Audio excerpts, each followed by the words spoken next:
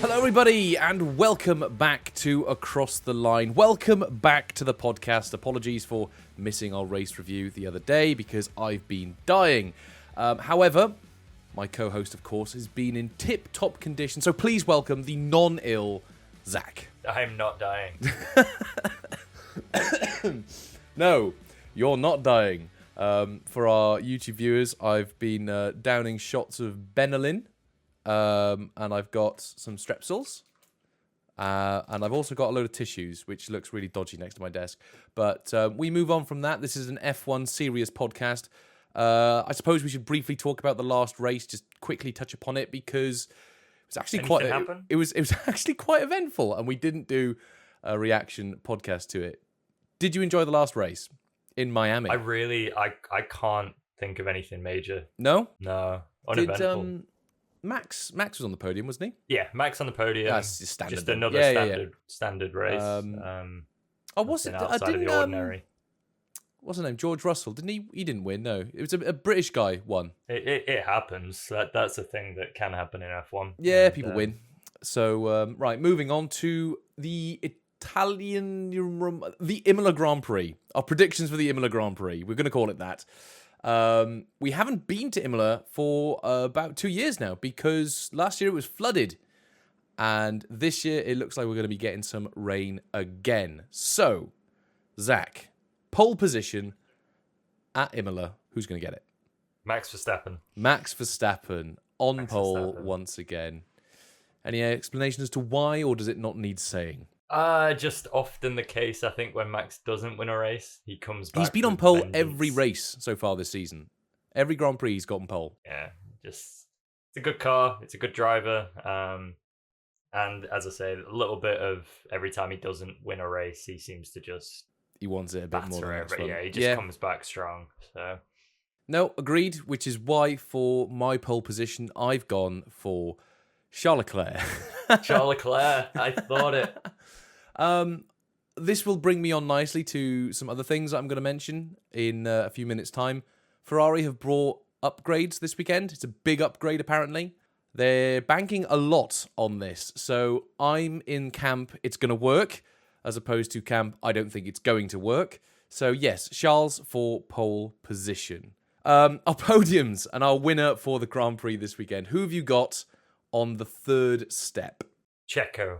I don't know. Sometimes with Checo, it's just either not qualifying well or not starting well. Like he nose diving straight down the middle. That's what happened in Miami. He nearly took out Max in turn one. He almost took out the two Ferraris, but it's just like he almost needs that perfect start and just to then sit behind Max. And sometimes if that doesn't go his way, he really seems to be struggling with the battles. I just fancy that they get off the mark quite well. You thinking Red Bull sort of 1-2, and then Checo will just go from there, really? Well, I've got Red Bull 1-3. I mean, who have I got in 1?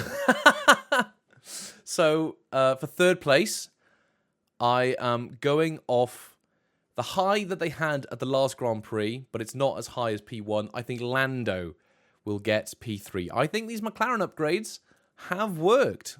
There's been rumours in the paddock saying that this is now a B-spec car.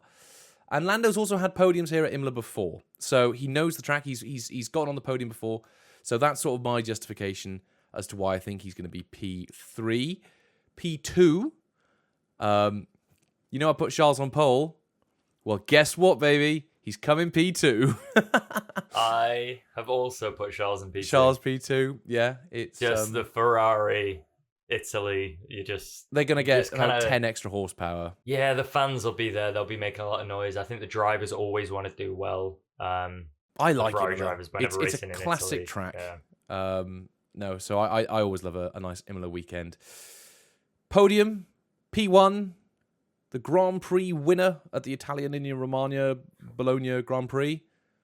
Well, I spoiled mine. I've got Red Let's Bull say 1-3. it together. Max Verstappen. Yeah.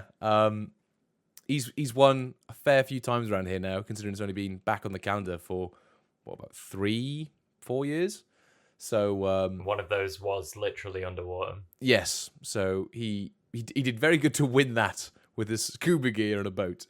Yeah. So there we go. Max to get P1. But we'll see, because there could be some surprises this weekend, which brings us nicely onto our biggest winners of the weekend. So, Zach, who have you got down, driver or team, as your biggest winner for this weekend? Ferrari. And I will explain that not with the answer of this question. I will explain it in the answer of a later question. Very good. Interesting. I like that. I like that sort of secrecy. I've also, however, gone for Ferrari. So, my justification is they've brought upgrades. I think car will be good. That's basically my thought process. I could be completely wrong. These upgrades could be absolutely pants. So, yeah, I think they're going to have a good weekend. I think they're going to be the biggest winners.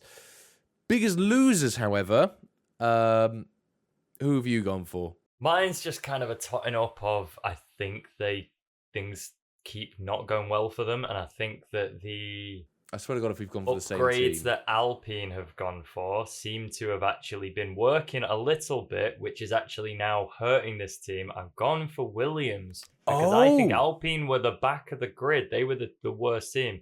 And I just think Williams have not had a great season. I think the two worst teams on the grid right now are Stake and Williams. And I think something's going to go wrong for Williams this weekend. Neither of them have got points yet, so it's going to be a battle for not being last. And if I was to hedge my bets, I'd hedge them on Kick, because they've been the closest to bubbling into the points, more so than Williams, I think. Okay, no, Williams, biggest loser. I think that's the first time we've had that this season on our talks. I've gone for Mercedes. Ooh. They're bringing part 2 of their upgrades this weekend, and they brought upgrades in Miami, and they were very happy with them. And as a Mercedes fan, I didn't see how that worked. Yeah, they were still miles away from that of Red Bull, but more to the point, they're giving an engine to one of the teams that has won a Grand Prix so far this year. They still haven't. Yes. Anyway, moving on to news story of the weekend. What is your biggest news story of this weekend? So this is where I'll answer why I put Ferrari as the winners of the weekend. Oh, nice. We're going to have people skip the video now, right to this point. They're dying to find out. I think they announced Newey this weekend to Ferrari in Italy. That's a he's not great news story. He will be at another team. Oh, you saucy bastard. That's a really good story. If you were doing PR and you were on Ferrari's PR, this is the place to announce it. You've ruined my story now. Mine sounds absolutely crap. I've just put wet race. So we've got two very different directions, two different approaches there. So I know which one I'd rather. I hope you're right. In fact, I want both. Right. Next up, our favourite category, 7th position. Who's finishing 7th at this weekend's Grand Prix? I gambled it last week and I didn't get any points for it. I gambled it with Fernando. So I've gone back to tried and true. I've gone George Russell. If it ain't broke, don't fix it. Yeah. I've gone for his teammate. I've gone for Huey Lewis Hamilton and the News in P7. They got a 1-2 the first time he raced back here at Imola in, 2020? And now we're rooting for them for P7. So there we go. Hamilton and George P7. That'll be an interesting battle to watch if there is a dominant leader. Keep your eyes on P7. They're the real winner. That's what we say here on Across the Line. That's our catchphrase. Okay, final two categories then. Ones that I think we still haven't gotten right at all this year. Number of DNFs and safety cars. How many DNFs, Zach, do you think there'll be? Two. Okay, interesting. I've gone for 4. So you know what this means? You've gone odd. I've done that. I think I've been the one on that side of things before, where I've gone high, you've gone low. Yep. I think this is the first time I actually Uno reverse, baby. Yeah. But you know what it means if you've gone 2, I've gone 4. You know how many there's going to be now, don't you? Going to be 3. It's going to be 3. Oh, dear me. Safety car then? Yes or no? I've gone no. Oh, nice. Okay, this is good because I've gone for yes. So one of us will. One of us will be right, unless there's some rule hidden in the regulations. The safety car comes out.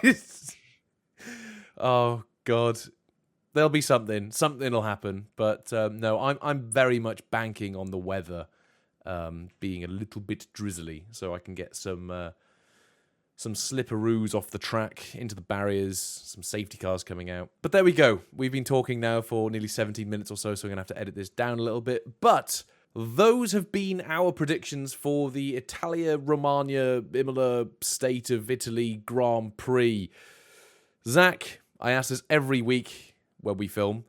Do you think it's going to be a good race? Yeah, I do. We're saying yes. Yes for Imola. Good. Yeah. We like Imola. Okie dokie. In which case, we will speak to you guys during our race review next week after the Grand Prix. So thank you very much for watching. Make sure to smash the bell, ring the bell, click subscribe. We've been one short of 40 subscribers now for a while, so hit the thing, subscribe. Send the bell to a friend. Why not? Sounds like a great idea. Give them a drink. Offer them a drink. Well, there we go. Thank you very much for watching, everybody. We'll speak to you in the next episode. But until then, goodbye.